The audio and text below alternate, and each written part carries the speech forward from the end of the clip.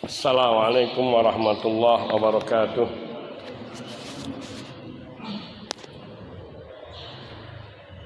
Innal hamdalillah nahmaduhu wa nasta'inuhu wa nastaghfiruh wa na'udzu billahi min shururi anfusina wa sayyiati a'malina.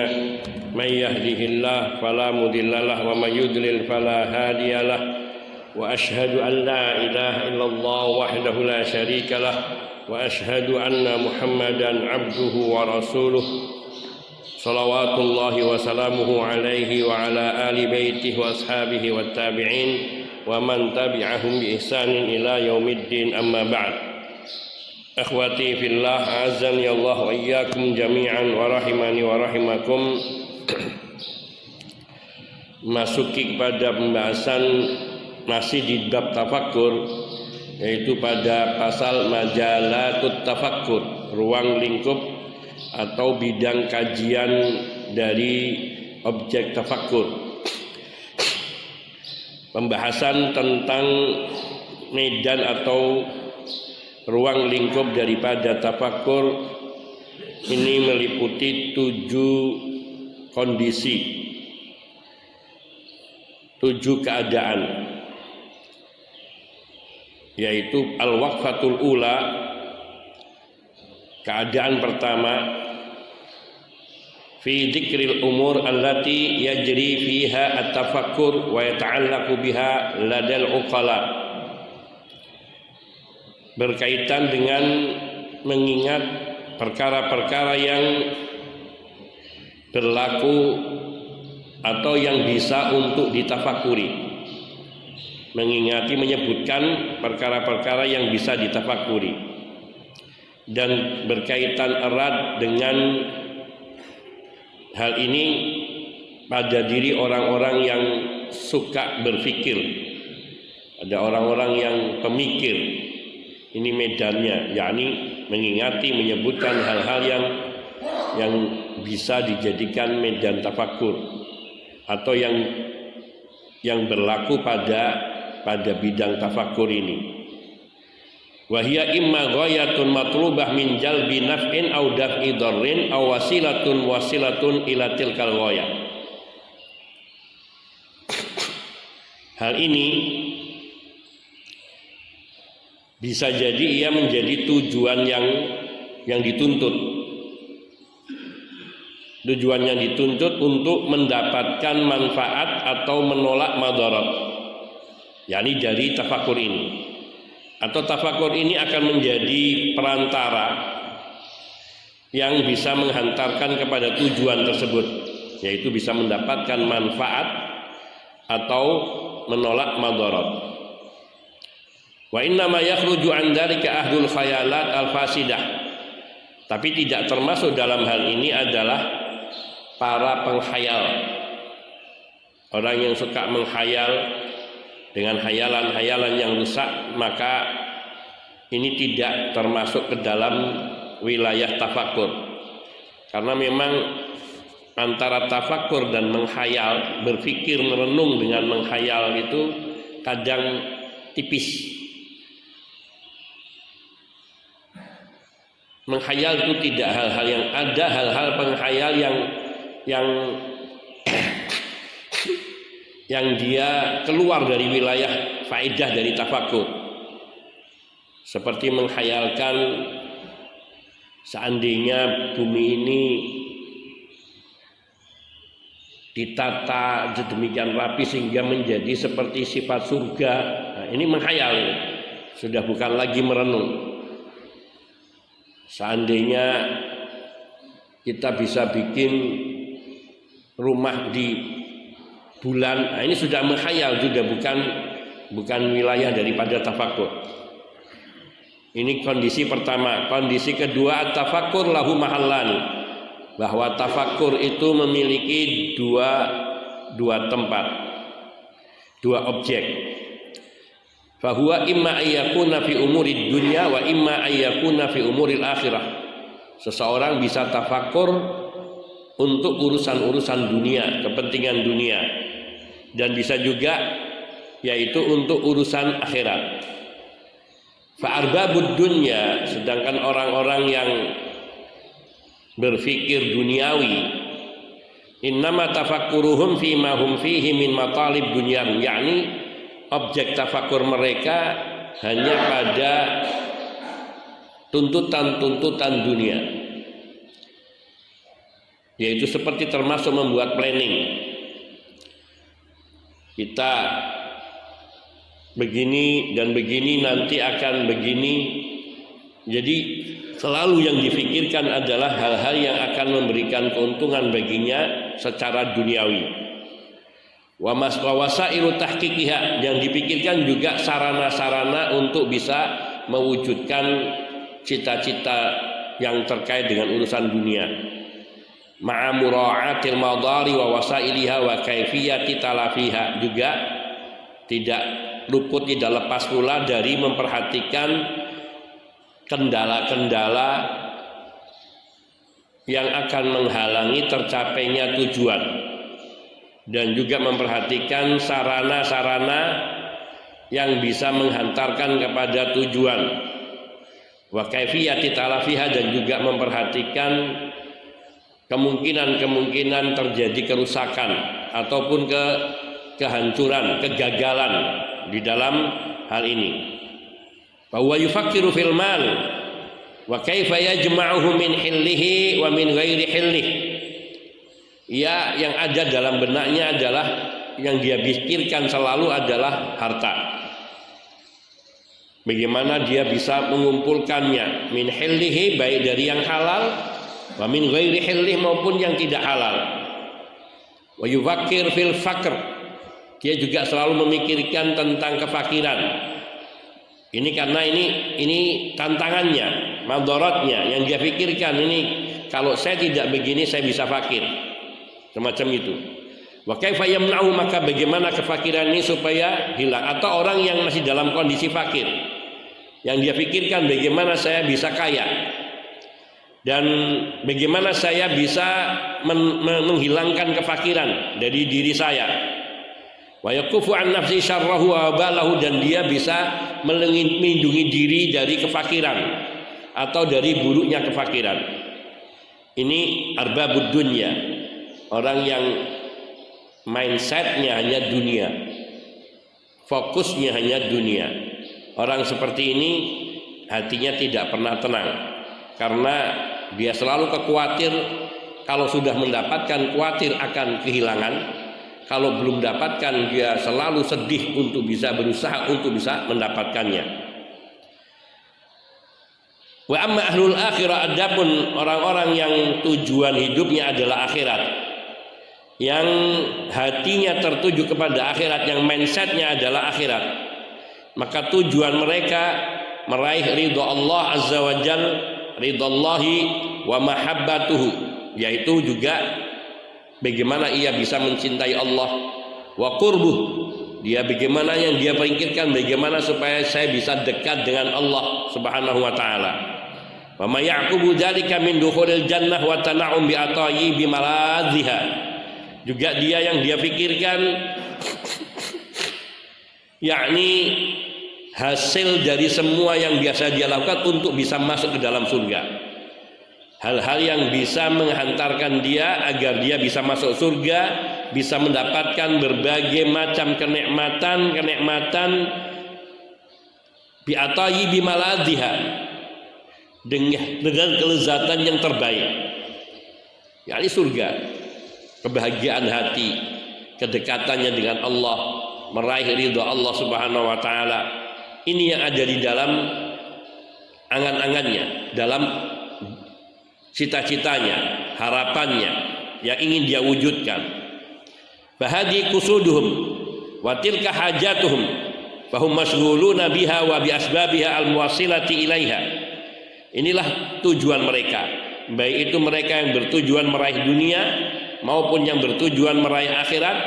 Mereka selalu akan membuat planning dan juga perencanaan yang bisa menghantarkannya untuk bisa meraih tujuan dari hajatnya, bisa memenuhi hajatnya. Mereka disibukkan untuk bisa mencapai tujuan tersebut, apa yang menjadi keinginannya, dan juga Mereka sibuk untuk bisa melakukan hal-hal yang bisa menghantarkan kepada tujuan. Kama annahum masyghuluna aidan bitilkal makhawif al-'azimah. Di samping itu mereka juga sibuk yaitu dengan segala ancaman dan rintangan, hal-hal yang mereka khawatirkan sehingga menggagalkan untuk tercapainya tujuan, baik yang mereka tujuannya dunia maupun yang mereka tujuannya akhirat. Sama-sama mereka juga punya kesibukan berpikir. Orang yang mindsetnya dunia, yang tujuannya adalah dunia, meraih kesenangan dunia, maka ia akan selalu mengevaluasi dan kemudian melihat, sehingga ada orang yang sudah betul-betul kehilangan imannya ketika dia melihat usahanya ada yang menyainginya, maka timbul ketakutan yang besar akan mengurangi omsetnya, atau bahkan dia timbul rasa takut kalau dia tidak akan mendapatkan rizkinya, rizki dari dari Allah Subhanahu wa taala dari usahanya ini. Karena dia melihat sudah mulai ada orang-orang yang ia menyainginya dalam perdagangan dan perniagaannya. Nah, ini mindsetnya arbabul akhir, arbabud dunya, orang-orang yang hanya memiliki kecenderungan terhadap dunia. Adapun arbabul akhir, maka kesibukannya ketika takut dengan tantangan-tantangan kehidupan dunia yang banyak mulai subuhat-subuhatnya. Dia akan mewaspadai subuhat-subuhat dalam beragama, terutama dalam persoalan akidah, yang sebagian orang memandang perkara akidah itu seperti masalah biasa, masalah khilafiyah, yang hal ini dia remehkan, dan sehingga hal itu, ini menjadi kekhawatirannya. Dia mengkhawatirkan hal itu merasuk ke dalam dirinya, atau juga dia mengkhawatirkan hal yang demikian itu terjadi pada keluarganya, anak keturunannya. Sehingga orang-orang yang menginginkan kehidupan akhirat, mereka akan sibuk bagaimana menyelamatkan diri dan keluarganya dari ancaman-ancaman kesesatan yang bisa menyebabkan kesesatan dan ancaman siksa di akhirat. Sehingga termasuk diantaranya masukkan anaknya ke pendidikan yang berbasis agama seperti pesantren atau sekolah-sekolah Islam. Kemudian juga membentengi dengan menghadirkan guru-guru ngaji atau membawanya ke majlis-majlis ilmu, ke pengajian-pengajian, menyekolahkan dari kecilnya, diajari Al-Quran dan sebagainya. Ini arbabul akhirah, mereka yang menginginkan kehidupan akhirat, yang punya iman. Dia menginginkan keselamatan bagi diri dan keluarganya. Demikian pula dia menghadiri untuk dirinya, dia menghadiri ke majlis-majlis ilmu, dia membaca buku-buku tentang agama dari sumber-sumber yang dia waspadai, dia hati-hati benar-benar bersumber dari sumber-sumber yang benar. Ini kondisi orang-orang yang mereka selalu memikirkan kehidupan akhiratnya. Dia juga selalu takut terhadap akibat yang buruk, yaitu dari kemaksiatan, sehingga dia selalu berusaha menghindar dari sumber-sumber kemaksiatan, sumber-sumber kelalaian, karena dia takut dengan azab yang pedih yang selalu terlantunkan mungkin di dalam hatinya dan lidahnya. Inni akhafullaha rabbal alamin. Sungguh aku takut kepada Allah, Rabb semesta alam. Inni akhafu adzaba yaumin adim. Saya sungguhnya takut dengan ancaman siksa di hari yang maha agung. Itu yang terngiang di dalam dirinya, itu yang terbayang di dalam hatinya, sehingga ia selalu berusaha membentengi dirinya, merenungi tentang bagaimana nasibnya kalau dia mati, kemudian dia dikuburkan, lalu datang kepadanya dua malaikat Munkar dan Nakir. Apa yang akan dia lakukan pada saat itu? Kondisi seperti ini adalah kondisi yang mahawin, sangat mengerikan dan mencekam, yang sepatutnya ada pada diri orang-orang yang beriman. Dia takut juga bagaimana kemurkaan Allah ketika ditimpakan kepada dirinya ketika dia terjatuh ke dalam kemaksiatan. Ia bayangkan seperti yang menimpa pada umat-umat terdahulu yang mereka dibinasakan oleh Allah. ataupun pada umat-umat yang hidup di zaman ini, bagaimana Allah menimpakan hukuman dan siksa, berbagai macam ujian, cobaan dan musibah karena dosa-dosa mereka dan kelalaian mereka dari menunaikan hak-hak Allah Subhanahu wa taala dan kewajibannya kepada Allah tabaraka wa taala. Hal-hal inilah yang selalu ada di dalam ketakutannya, dalam pikirannya, sehingga ia takut terjatuh kepada kebinasaan serupa, atau mereka takut kalau mereka sampai terjatuh ke dalam keburukan itu, yaitu murka Allah dan siksanya. Demikian pula hatinya disibukkan untuk selalu merenungi dan memikirkan cara bagaimana ia bisa memperoleh keselamatan dari kehinaan, dari ketakberdayaan di dunia ini, serta bagaimana ia bisa meraih sarana yang bisa membawanya menjauh dari berbagai macam bahaya dan juga akibat-akibat buruk dari dosa-dosa. Orang yang berpikir secara positif serupa ini, maka ia akan takut untuk melakukan dosa sekecil apapun, karena dia tahu bahwa setiap dosa memiliki akibat yang wahimah, akibat yang buruk, yang itu menjelekkan bagi dirinya, menyusahkan hidupnya.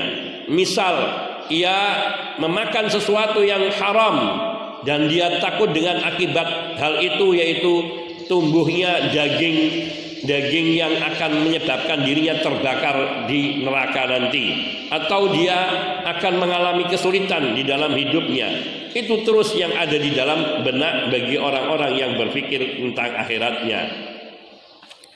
Kemudian pada wakfah, yaitu kondisi ketiga seseorang itu dalam berpikirnya, merenungannya, yang bagi lil akil ayasrifa himmatahu fit tafakkuri fima ya'nihi.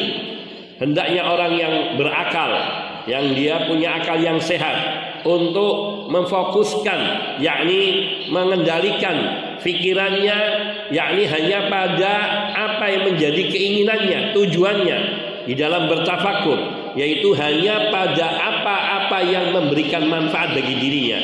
Ia hanya merenung dan berpikir untuk hal-hal yang bermanfaat, baik secara duniawi tetapi dengan cara yang baik dan benar, dan tidak sampai melalaikan kepada ukhrawinya, akhiratnya. Wa idza fa'ala dzalika, dan bila seseorang yang berakal, yang akil, dia melakukan yang demikian ini, yaitu mengendalikan hatinya dan menunjukkan tujuannya itu adalah kepada, yakni mengendalikan tujuannya itu kepada kehidupan kebaikannya bagi masa depannya. Qad yakunu qad dakhala fi abwabi tafakkuril mahmudil ladzi yanfa'u wa tahsulu bihi al-awaqibut thayyibatul hamidah. Apabila dia melakukan yang demikian itu, yaitu memfokuskan hatinya dan tujuannya untuk berpikir tentang hal-hal yang bermanfaat bagi dirinya, dunia dan akhiratnya, maka ia telah masuk ke pintu-pintu perenungan yang terpuji, yang akan memberikan manfaat baginya dan akan menghasilkan akibat yang baik dan terpuji, baik itu urusan dunia maupun akhiratnya. Wa amma idza ashghala fikrahu wa aqlahu bitafakkur fi umurin tadurruh fa inna dzalika yu'dhinu bi kharabi dunyahu wa akhiratah. Adapun bila seseorang itu ia memfungsikan pikirannya, memfungsikan akalnya, menyibukkan akal pikirnya dengan bertafakur pada perkara-perkara yang hanya akan mendatangkan bahaya bagi dirinya, maka sungguhnya yang demikian itu berarti dia mengizinkan dirinya untuk menghancurkan dunia dan akhiratnya. Orang yang berenung, berpikir tentang hal yang tidak bermanfaat, merenungkan hal-hal yang tidak akan mendatangkan kebaikan bagi dirinya, baik dunia dan akhiratnya, yaitu seperti kita mungkin rakyat kita ini kebanyakan, terutama di masa-masa pencalekan. Kita sibuk, kadang-kadang habis waktunya, apalagi yang menjadi tim apa? Tim suksesi. Pagi, siang, malam, kadang hanya berusaha bagaimana memenangkan calonnya, membuat strategi, membuat perencanaan, yang sungguhnya hal-hal serupa ini hanya akan menghabiskan waktu dan tenaganya untuk hal-hal yang tidak mendatangkan manfaat bagi dirinya, bahkan mungkin bisa memburukkan keadaannya. Satu, kadang-kadang anak dan istrinya terlantar, terabaikan. Minimalnya waktu bersama mereka berkurang, hilang. Kemudian faedah duniawinya mungkin ada, tapi dengan cara akhirnya kadang-kadang nggak jujur. Disuruh nyebarkannya 100 juta, hanya 75 juta yang disebarkan, dan dia ikut membantu di dalam riswah, suap menyuap. Itu yang biasanya terjadi. Padahal Rasulullah Shallallahu Alaihi Wasallam mengatakan, diriwayatkan dari para sahabat, la'anar Rasul Shallallahu Alaihi Wasallam ar-rashi wal murtashi wal raish, orang yang menyuap, yang disuap, dan yang menghantarkan uang suapan. Dalam riwayat lain Nabi Shallallahu Alaihi Wasallam mengatakan, dakhalan nar ar-rashi wal murtashi dakhalan nar, orang yang menyuap dan yang disuap kedua-duanya akan masuk neraka. Naudzubillah. Berapa keuntungan yang diperoleh dari membantu hal-hal yang tidak bermanfaat itu, yang kemudian akan menghantarkannya kepada neraka. Naudzubillah. Dan itu ancamannya sangat keras. Tidak ada satu perbuatan yang dilaknat, melainkan itu termasuk dosa besar yang sepatutnya untuk kita waspadai.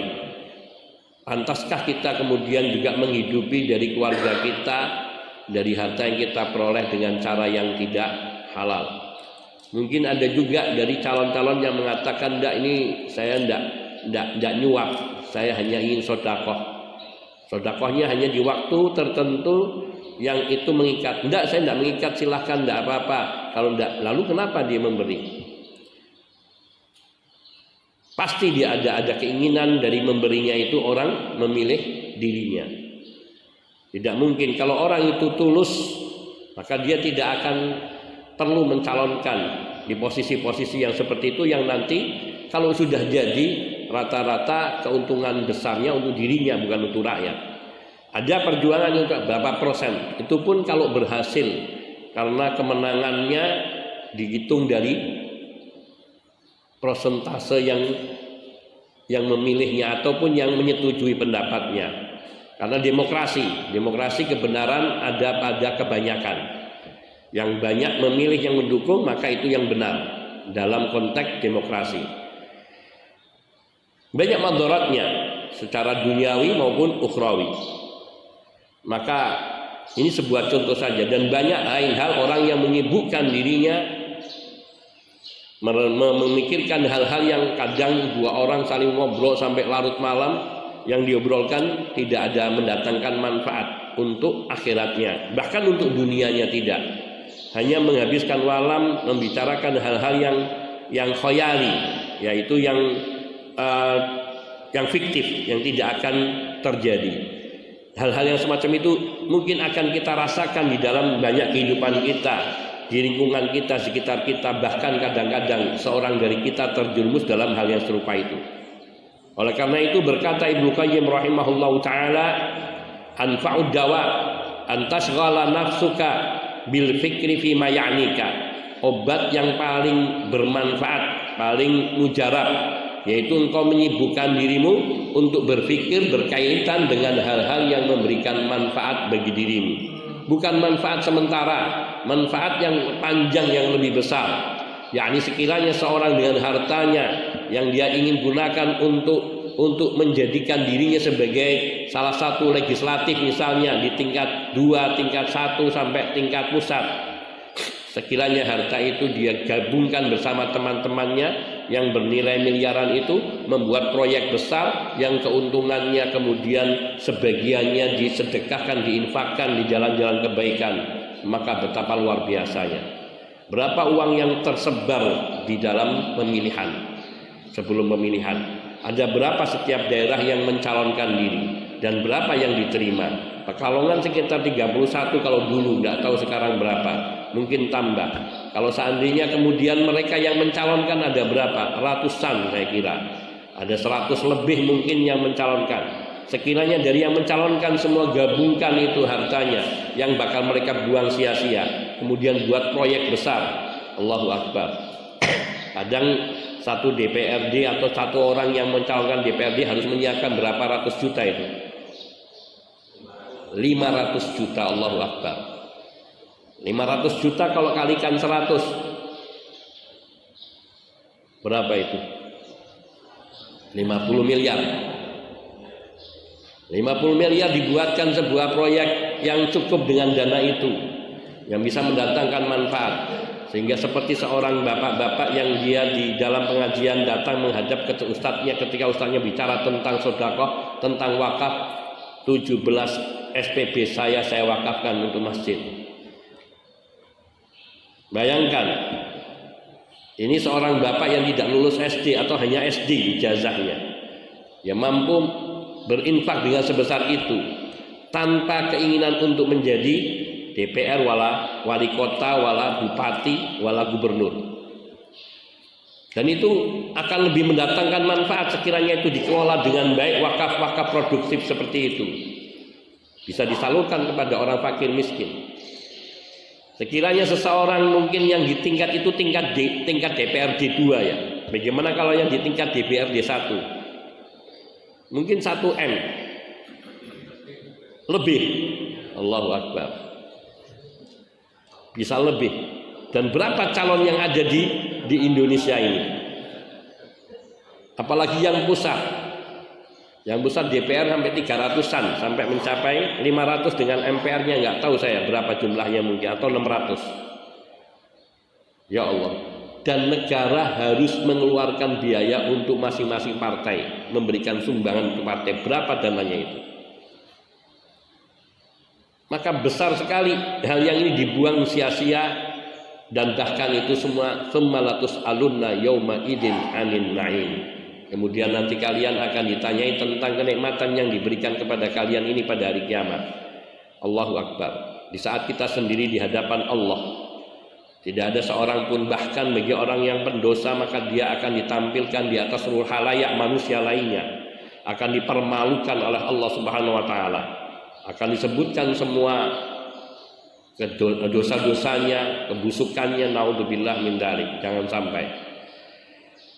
Ya Allah, hendaknya seseorang memikirkan dan menyibukkan hatinya dengan hal-hal yang bisa memberikan manfaat. Duna ma la ya'nika, dan tinggalkan hal-hal yang tidak bermanfaat bagimu. Fal fikru fi ma la ya'ni babu kulli syarr. Karena merenungi, memikirkan sesuatu yang tidak mendatangkan manfaat itu adalah pintu bagi segala keburukan. Waman fakkara fi ma la ya'ni fatahu ma ya'nihi. Karena orang yang merenungi sesuatu yang tidak bermanfaat bagi dirinya, maka dia kehilangan untuk mendapatkan apa yang bermanfaat bagi dirinya. Wastaghala an adfa'il asya' lahu bima la manfa'ata lahu fi. Dia akan terabaikan, akan tersibukkan dari hal-hal yang bisa mendatangkan manfaat. Dan dia hanya disibukkan untuk hal-hal yang tidak mendatangkan manfaat. Ini kalau orang berpikir untuk hal-hal yang tidak bermanfaat, maka dia kehilangan banyak hal-hal yang bermanfaat untuk bisa dia peroleh. Fal fikru wal khawatiru wal iradatu wal himmatu ahaqqu syai'in bi islahi min nafsi. Berpikir ataupun khawatir juga termasuk berpikir dalam hati juga. Iradah, keinginan, kehendak, himmah, cita-cita adalah hal yang paling butuh untuk kita perbaiki di dalam diri kita. Artinya kita harusnya memperbaiki cara berpikir kita. Kita memperbaiki mindset kita, paradigma kita, cara berpikir kita. Kita harus merubah dan memperbaiki keinginan-keinginan kita, niat-niat yang ada dalam diri kita, bahkan sampai termasuk cita-cita kita. Kita pingin apa? Pingin apa? Yaitu hal-hal yang memberikan manfaat terutama bagi akhirat kita. Karena sungguhnya dunia itu tidak akan kita hilang, tidak akan kita kehilangan darinya. Pasti bagian kita di dunia itu akan datang. Seseorang baik dia berusaha keras atau berusaha biasa, bahkan orang yang tidak berusaha dia akan tetap mendapatkan. Cuman ada yang tercela dan ada yang tidak. Kalau orang dia tidak bekerja, dia akan dapat, tapi dia tercela. Tercelanya karena dia akan bergantung kepada orang lain. Kemudian dia meminta fulan sana kemari. Dia mendapatkan dan tidak. Bahkan bayi pun dia mendapatkan bagian rezekinya. Ketika dia di usia 121 hari, asupan makanan selalu datang dari ibunya. Sampai ketika dia lahir, dia tanpa bekerja dan tanpa punya keahlian, dia mendapatkan penghidupan dari air susu ibunya. Sampai dewasa. Ibaratnya burung-burung kecil ya, yang mereka hidup terbang di alam bebas, tidak punya profesi apa-apa selain mencari makan. Intinya bahwa kehidupan dunia itu tidak akan hilang. Kadang seseorang ia sukses dengan segala usahanya, karena hakikatnya dia memang akan mendapatkan bagian itu. Karena sudah ada bagian yang ditetapkan oleh Allah, rezeki bagi setiap orang. Kadang kita ini, misalnya kita, siapa kita termasuk saya, kalau punya ATM masuk, lihat saldo, 150 juta, senang gitu. Tapi sesungguhnya yang kita pakai hakikatnya nggak segitu. Orang yang punya tabungan 1 triliun, kemudian dia sebarkan untuk membantu mensukseskan pemilu ini, banyak itu yang terbuang dan tidak mendatangkan pahala dan hanya akan mendatangkan dosa. Dan dia menikmatinya? Tidak. Nikmat yang terbesar yang dia peroleh saat itu dapat pujian, dapat sanjungan, dihormati, dielu-elukan, hanya sebatas itu. Tapi hakikat yang dia konsumsi untuk dirinya sebatas yang dia masuk ke dalam perutnya, sebatas yang dia pakai dari pakaian-pakaiannya. Orang yang pakaian bajunya harganya 1 juta, 2 juta, 5 juta dengan yang harganya 100.000, kira-kira sama nggak fungsinya? Fungsinya sama enggak? Sama, untuk menutupi aurat. Sedangkan persoalan keindahan, boleh seseorang berindah, tetapi orang yang pakaiannya harganya 1 juta, 2 juta, kelihatannya bagi orang awam sama saja itu nggak kelihatan, kecuali ditulis labelnya 1 juta. Kalau udah ditulis labelnya kita nggak tahu. Orang pakai arloji kuning, Rolex asli emas, turun dari angkutan kota itu, kira-kira orang percaya nggak itu kalau itu Rolex? Nggak percaya. Itu paling kuningan, sepuhan. Tapi orang yang pakai sepuhan turunnya dari Mercy ataupun dari Alphard, padahal Alphardnya minjem. Kira-kira orang mengira yang dipakai itu barang asli atau KW? Orang ngiranya asli. Ada orang kaya, rumahnya gedung istimewa, pakaiannya biasa, pakainya sarung, keluar dari rumah itu lihat, ini pembantunya. Ya enggak. Ada orang yang dia biasa hanya orang itu tapi pakainya mentereng dan kemudian bekerja di rumah yang gedong, keluar orang ngira wah ini bosnya, pemilik rumah. Manusia itu tertipu dengan penampilan. Hakikatnya yang menjadi rezeki pada seorang itu yaitu apa yang dia makan, dan dia tahu apapun yang dia makan akhirnya kemana, dan apa yang dia pakai ada masanya. Kadang orang-orang kaya itu koleksi pakaian sampai lemarinya banyak sekali, beli mahal-mahal dipakai sekali, 2 kali, 3 kali, simpan. Nanti beli lagi gitu terus numpuk sampai subhanallah. Sepatunya juga gitu, dari mulai yang warna putih sampai warna pink, warna ungu, oranye, apa saja ada. Tapi yang dia pakai sehari-harinya cuma satu yang akan dia pakai. Mau dia gonta-ganti tetap pakainya satu, enggak bisa dalam satu waktu dia pakai 3 sepatu. Enggak bisa dia pakai pakaian dalam satu kali memakai itu, ya ini atasan dan bawahan itu lebih dari satu. Ya kalau bawahan mungkin ada celana dalam, ada celana pendek, ada celana panjangnya, oke. Tapi apakah orang pakai baju gamis ini kemudian dia tumpuk menjadi 3? Nanti jadinya kayak Zakoni. Kan seperti itu kenyataannya. Maknanya apa? Bahwa yang kita butuhkan hanya beberapa. Oke, kita punya 5 setel, 10 setel, cukup untuk ganti ini, cuci ini, pakai untuk acara sholat, untuk kita ke acara resmi. Tetapi kalau seseorang ia mencurahkan seluruh akal fikirnya dan semuanya hanya untuk kesenangan seperti itu dan mengabaikan hal-hal yang bermanfaat bagi dirinya untuk akhiratnya, maka yang demikian ini akan merugikannya dan membuka pintu keburukan bagi dirinya. Maka yang perlu adalah kita perbaiki mindset bahwa hidup itu sederhana, yang lebih penting. Karena apa? Semua kenikmatan yang hebat itu ketika kita tengok seseorang itu hendak dimasukkan ke dalam liang kubur, apa yang dia miliki dan apa yang bermanfaat bagi dari yang dia punya. Ketika malakul maut datang menjemput kita, apa manfaat dari semua kekayaan yang kita miliki kalau tidak kita infakkan di jalan Allah Subhanahu wa taala? Kalau tidak kita gunakan untuk ketaatan pada Allah, apa yang kita ingin? Ijazah sampai titel profesor, doktor dan seterusnya, apa yang manfaat ketika kematian datang kepadanya? Apalagi kematian tidak selalu datang di usia tua. Ada yang masih usia 40 tahun dan kematian datang kepadanya, wala'iyadzubillah. Kemudian dia tidak mempersiapkan dirinya untuk hari itu.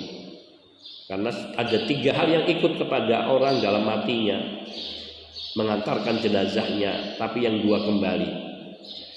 Hanya 1 yang ikut. Dan yang ikut ini yang menentukan nasibnya. Keluarganya ikut, hartanya ikut. Itu pun hartanya enggak seluruhnya. Sebagian hartanya ikut, yakni keluarganya dengan mobilnya dia dipakai untuk mengantarkan jenazahnya atau mengiringi jenazahnya, keluarganya pada datang semuanya ikut mengiringinya. Dan yang ketiga amal perbuatannya, bisa soleh, bisa toleh. Toleh itu artinya lawan dari soleh. Tapi ketika dimakamkan, siapa yang ikut? Hanya amal perbuatannya yang ikut. Dia yang nanti akan menemaninya. Apakah dia menjadi teman baik atau teman buruk, tergantung dari perbuatan kita di dunia. Maka kalau hal-hal yang serupa ini yang kita renungkan, akan merubah cara berpikir kita, dan cara berpikir akan merubah cara bersikap kita. Maka kita akan tahu skala prioritas kita itu adalah akhirat kita, bukan dunia. Dunia hanya sekedar, ya boleh kita mengambil manfaat, karena kita tidak boleh melupakan dunia kita. Namun tidak boleh pula kita sampai yakni melalaikan akhirat kita, sehingga kita terjerumus ke dalam penyesalan yang panjang. Fa inna hadhihi khasataka, fa inna hadhihi khasatuka wa haqiqatuka allati tabta'idu biha aw taqtaribu min ilahika wa ma'budika alladzi la sa'adata laka illa fi qurbihi wa ridhaka wa ridahu anka. Sungguhnya inilah yang harusnya menjadi spesialisasimu. Sungguhnya inilah hakikat dirimu. yang engkau menjauhi, yakni dari segala pemikiran-pemikiran yang buruk, atau engkau dengan hal-hal pikiran-pikiranmu itu menjauh dari Allah atau mendekat kepada Allah Subhanahu wa taala. Dan sungguhnya Allah adalah sumber kebahagiaan bagi kita. Karena tidak bisa kita memperoleh kebahagiaan kecuali dengan mendekatkan diri kepada Allah, dengan meraih ridha Allah Subhanahu wa taala. Wa kullu syaqa fi bu'dika anhu wa sakhatihi alaih. Dan sungguh sumber segala bencana itu ketika kita jauh dari Allah dan kita mendapatkan murka Allah tabaraka wa taala. Bagaimana seorang ini akan bisa menikmati kenikmatan dunia yang berlimpah kalau dia di dalam murka Allah, kalau dia jauh dari Allah Subhanahu wa taala.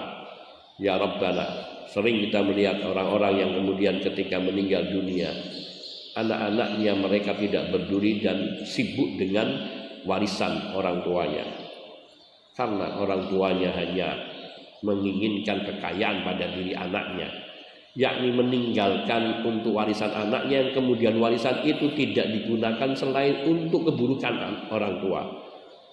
Ya gunakan untuk berfoya-foya, bermaksiat, yang orang tua membiarkan di masa hidupnya, tidak mendidiknya. Naudzubillah, cuma naudzubillah.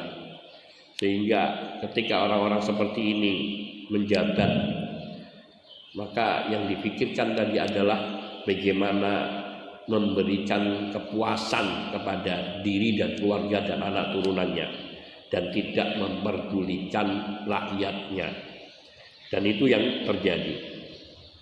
Wa man kana fi khawatihi wa majalati fikri dani'an khasisan lam yakun fi sa'iri amri illa kadzalik. Kata Ibnu Qayyim rahimahullah juga, barang siapa yang ada dalam benak pikirannya, yang ada dalam medan renungannya, sesuatu yang rendah, yang hina, lam yakun fi sa'iri amri illa kadzalik, maka dalam semua urusannya hanya ada yang seperti itu, yaitu sesuatu yang rendah, yang hina. Maka idza insyaghalal abdu bima ya'nihi, sebaliknya ketika seorang hamba menyibukkan diri dengan hal yang bermanfaat, dengan izin Allah dia akan selamat dalam agama dunia, yakni dari al-matahat al-mudillah, yakni dari bencana-bencana yang menyesatkan, dari aqaid al-fasidah, dari akidah-akidah yang rusak, wal khawatir ar-radi'ah, dari pikiran-pikiran yang rendah, wal istirsal ma'a wasawisi syaitan allati takunu awwalan khatiratan, dan juga dia terlepas, terbebaskan dari berpikir bebas yang diikuti oleh syaitan, bisikan-bisikan syaitan yang awalnya hanya lintasan, khatirah, pikiran selintas saja. Kalau dia menolak pikiran yang selintas dari syaitan negatif ini, selamat. Tapi kalau dia biarkan, dia ikuti syarat fikratan, maka menjadi pemikiran, perenungan. Kalau sudah menjadi bahan perenungan, kalau dia menolak, maka dia harus menolak dengan kekuatan tekad yang tinggi. Wa illa syarat azimatan, kalau dia tidak tolak pula dia biarkan, maka menjadi sebuah tekad di dalam hatinya untuk diwujudkan pikiran-pikiran negatif itu. Kemudian terlahir sebagai sebuah amalan, tsumma takunu amalan. Ini semua yaitu ketika seseorang hanya yakni tidak memalingkan berpikirnya kepada hal-hal yang bermanfaat. Ketika dia hanya menjadikan objek berpikirnya untuk hal-hal yang tidak mendatangkan manfaat, maka dia akan mendapatkan banyak kerugian di dalam kehidupannya. Wal'iyadzubillah. Itu poin ketiga, kondisi ketiga seorang yang menggunakan perenungannya, yakni intinya di pertama yaitu menggunakan fi dzikril umur allati yajri fiha tafakkur, memilih dan menyebutkan hal-hal yang bisa kita gunakan untuk bertafakur. Dan ini untuk mendapatkan kemanfaatan baik secara duniawiyah maupun ukhrawiyah, dan juga untuk menolak hal-hal yang madarat dari akhiratnya dan bisa mengantarkan kepada tujuan akhiratnya. Kondisi kedua yaitu yakni dia berpikir dalam urusan dunia tetapi yang memberikan manfaat, dan berpikir untuk akhiratnya yang tentunya juga harus yang mendatangkan manfaat. Dan yang ketiga, hendaknya ia merubah cara berpikirnya, yaitu hanya untuk hal-hal yang bermanfaat bagi dirinya, yang mendatangkan faedah bagi dirinya, baik untuk dunia maupun akhiratnya. Karena bila dia tidak memperbaiki cara berpikirnya, tidak memperbaiki perenungannya, dia bisa terjatuh kepada kebinasaan dan kepada kerugian yang besar, waliyadzubillah. Dan masih ada beberapa kondisi lain ya, insya Allah akan menjadi pembahasan kita selanjutnya, sebelum nanti akan diuraikan yakni tentang hal-hal yang dapat mendatangkan manfaat atau hal-hal yang bisa ditafakuri yang bisa mendatangkan manfaat. Apa saja yang bisa kita tafakuri untuk mendatangkan kebaikan bagi kita, wa insyaallah itu yang nanti menjadi termasuk medan dalam berpikir. Hadza wallahu taala alam, sallallahu wasallam ala nabiyina Muhammadin wa alihi washabihi ajmain, walhamdulillahi rabbil alamin. Subhanakallahumma bihamdika asyhadu an la ilaha illa anta astaghfiruka wa atubu ilaik. Assalamualaikum warahmatullahi wabarakatuh.